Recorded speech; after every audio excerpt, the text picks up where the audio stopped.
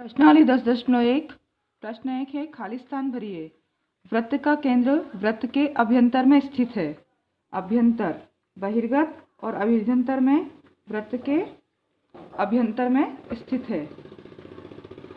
वृत्त के अंदर अभ्यंतर यानी वृत्त के अंदर स्थित है। वृत्त का केंद्र वृत्त के अंदर स्थित होता है। एक बिंदु जिसकी वृत्त के केंद्र से दूरी त्रिज्या से अधिक हो वृत्त के बहिर्भाग में होता है। त्रिज्या से अधिक है तो वो कहाँ चला जाएगा? वृत्त के बाहर होगा वो बिंदु, क्योंकि उसकी केंद्र से दूरी क्या है? उसकी त्रिज्या से अधिक होगी, तो वह वृत्त के बहिर्भाग में स्थित होगा। वृत्त की सबसे बड़ी जीवा वृत्त का व्यास कहलाती है। एक चाप अर्धवृत्त होता है। एक चाप अर्धवृत्त होता है।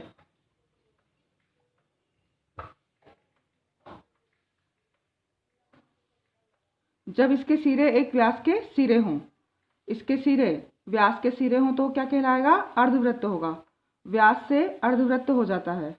वृत्तखंड एक चाप तथा जीवा के बीच का भाग होता है। वृत्तखंड एक चाप तथा जीवा के बीच का भाग होता है। एक वृत्त जिस तल पर स्थित है उसे 3 भागों में विभाजित करता है। प्रश्न 2 है सत्य या असत्य लिखिए और अपने उत्तर का कारण दीजिए। केंद्र को वृत्त पर किसी बिंदु से मिलाने वाला रेखाखंड वृत्त की त्रिज्या होता है। सत्य है, केंद्र से वृत्त की परिधि पर कोई भी बिंदु होगा तो वृत्त की त्रिज्या होगा, क्योंकि वृत्त पर स्थित प्रत्येक बिंदु केंद्र से समदूरस्थ होता है। वृत्त में समान लंबाई की परिमित जीवाएं होती हैं। असत्य है, क्योंकि एक वृत्त की अपरिमित रूप से अनेक जीवाएं हो सकती हैं। परिमित यानी कि निश्चित जीवाएं होती हैं समान लंबाई की, तो वृत्त में समान लंबाई की जीवाएं नहीं होती हैं परिमित।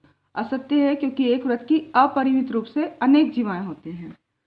यदि वृत्त को 3 बराबर भागों में बांट दिया जाए तो प्रत्येक भाग दीर्घचाप होता है। असत्य है, क्योंकि प्रत्येक भाग एक अर्धवृत्त से क्या होगा? छोटा होगा। वृत्त की एक जीवा जिसकी लंबाई त्रिज्या से 2 गुनी हो वृत्त का व्यास है। सत्य है, क्योंकि व्यास बराबर क्या होता है? 2 गुणित त्रिज्या होती है। वृत्त का व्यास त्रिज्या का दुगुना होता है। 5वां है त्रिज्यखंड जीवा एक संगत चाप के बीच का क्षेत्र होता है। असत्य है, क्योंकि जीवा एक संगत चाप के बीच का क्षेत्र को वृत्तखंड कहते हैं। जीवा और संगत चाप इसके बीच के क्षेत्र को हम कहते हैं वृत्तखंड। तो जीवा एवं संगत चाप त्रिज्याखंड जो है वो जीवा और संगत चाप के बीच का क्षेत्र होता है। ये क्या है? असत्य है, क्योंकि जीवा और संगत चाप के बीच के क्षेत्र को क्या कहते हैं हम? वृत्तखंड। त्रिज्याखंड नहीं कहते, उसको कहते हैं वृत्तखंड। वृत्त एक समतल आकृति है, तो ये सत्य है, क्योंकि एक वृत्त सदैव एक समतल पर बना होता है। कोई भी समतल आकृति है, इस पर जो बना है वृत्त, तो ये समतल आकृति है, सत्य है। प्रश्नावली 10.2 का पहला है याद कीजिए 2 वृत्त सर्वांगसम होते हैं यदि उनकी त्रिज्याएं बराबर हों। सिद्ध कीजिए कि सर्वांगसम वृत्तों की बराबर जीवाएं उनके केंद्र पर बराबर कोण अंतरित करती है। आपको दिया है 2 सर्वांगसम वृत्त, 2 सर्वांगसम वृत्त जिनका केंद्र O तथा O डैश है। यहाँ सर्वांगसम वृत्त हैं तो उनकी त्रिज्याएं बराबर हैं तथा OA जो है वो बराबर है O डैश C के और OB वो बराबर है O डैश D के। त्रिज्याएं बराबर हैं। आपको सिद्ध करना है कि सर्वांगसम वृत्तों की बराबर जीवाएं उनके केंद्र पर बराबर कोण करती। जीवाएं भी जो हैं AB वो भी कैसी दी है? बराबर जी हैं। त्रिज्याएं बराबर हों, जीवाएं बराबर हों। आपको सिद्ध करना है कि कोण बराबर है। सिद्ध करना है कि कोण AOB बराबर है कोण CO डैश D के। इसके लिए हम उत्पत्ति लेते हैं। त्रिभुज AOB तथा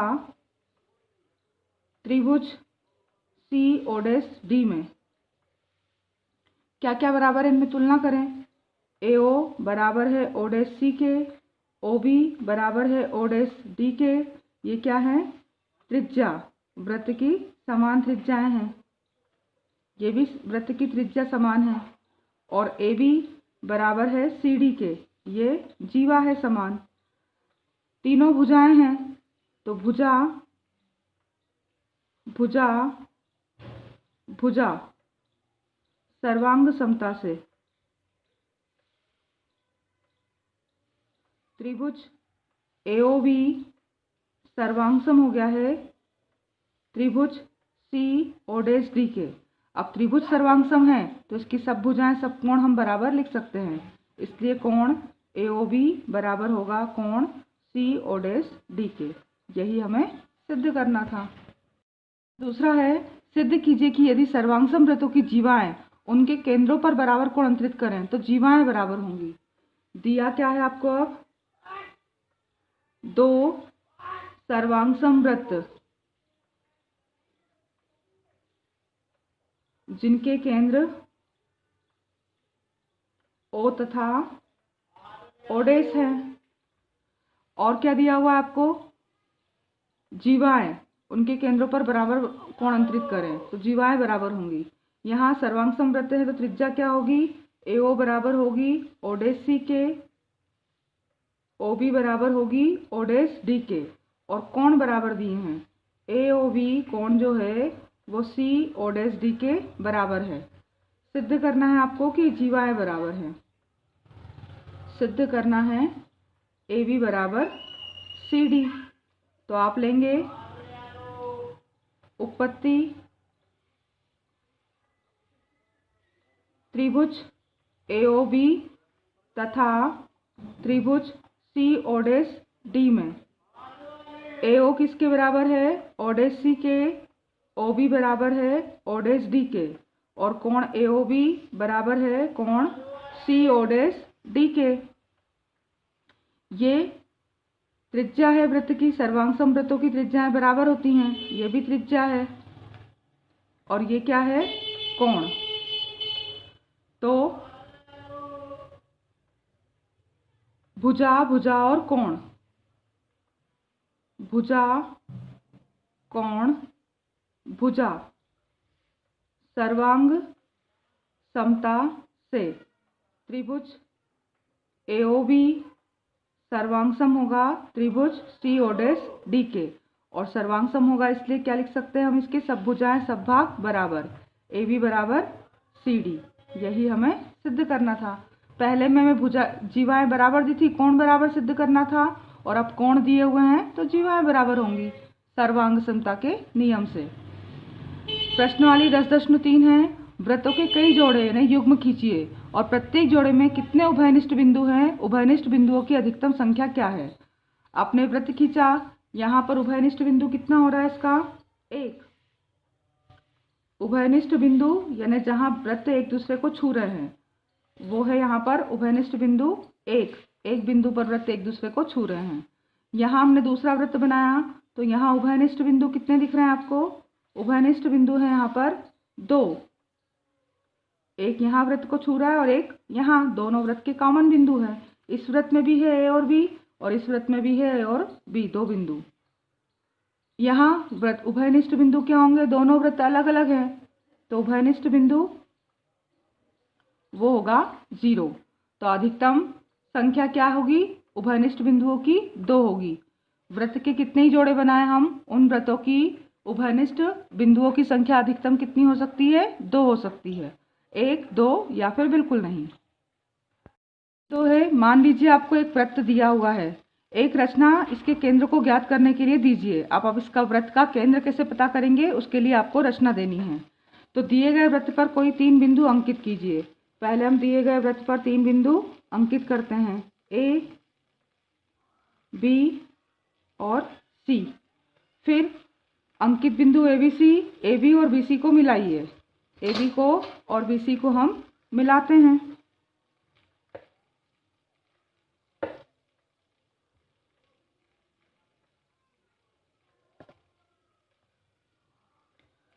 अब इन 3 बिंदुओं के जो AB और BC भुजाएं हैं, इनका हमें खींचना है लंब समद्विभाजक PQ और RS। AB का लंब समद्विभाजक खींचे। लंब समद्विभाजक कैसे खींचते हैं, AB को हमने नापा आधे से अधिक ए बी पूरा इतना हो रहा है, उसके थोड़ा कम, आधे से अधिक हो गया। इसको नापकर हमें लंब समद्विभाजक खींचना है।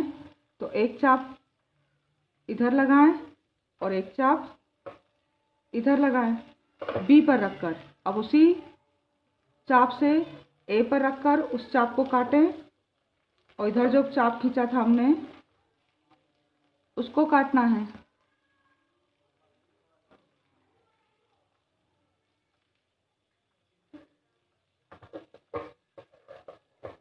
ये जो कटे हैं बिंदु, इन बिंदुओं को हमने स्केल से मिलाया। ए बी का लंब समद्विभाजक क्या हो गया, ये पी क्यू खींचा। अब हमें बी सी का लंब समद्विभाजक ऐसे ही खींचना है। तो बी सी को आधे से अधिक नाप लिया और एक चाप इधर लगाया और एक चाप इधर लगाया। बी पर रखकर उन्हीं चापों को काटना है दोबारा। तो ये काटा उन चापों को, और चापों को काटने से जो बिंदु मिल रहे हैं हमें, ये बिंदु, इनको आपको स्केल से मिलाना है।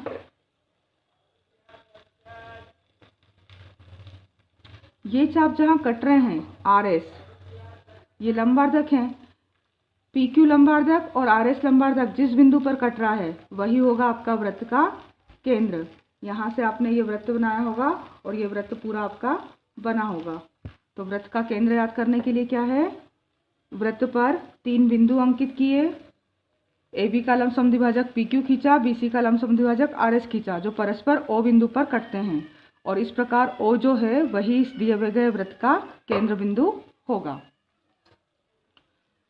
प्रश्न 3 है, यदि दो वृत्त परस्पर 2 बिंदुओं पर प्रतिच्छेद करें तो सिद्ध कीजिए कि उनके केंद्र उभयनिष्ठ जीवा के लंब समद्विभाजक पर स्थित है। दिया हुआ क्या है आपको, दो वृत्त परस्पर 2 बिंदुओं पर प्रतिच्छेद करते हैं ए और बी पर। तो दिया है 2 वृत्त जिनके केंद्र ओ तथा ओडेस हैं,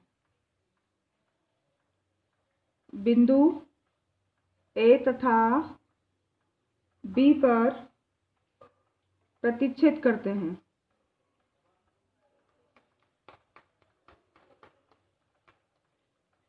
ए बी का मध्य बिंदु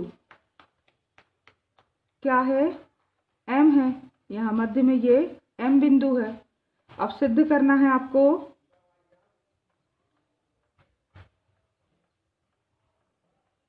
कि ओ ओडेस ए बी का लंब समद्विभाजक है। इसके लिए हम उत्पत्ति लेते हैं। हम जानते हैं कि एक जीवा के मध्य बिंदु और केंद्र को मिलाने वाला रेखाखंड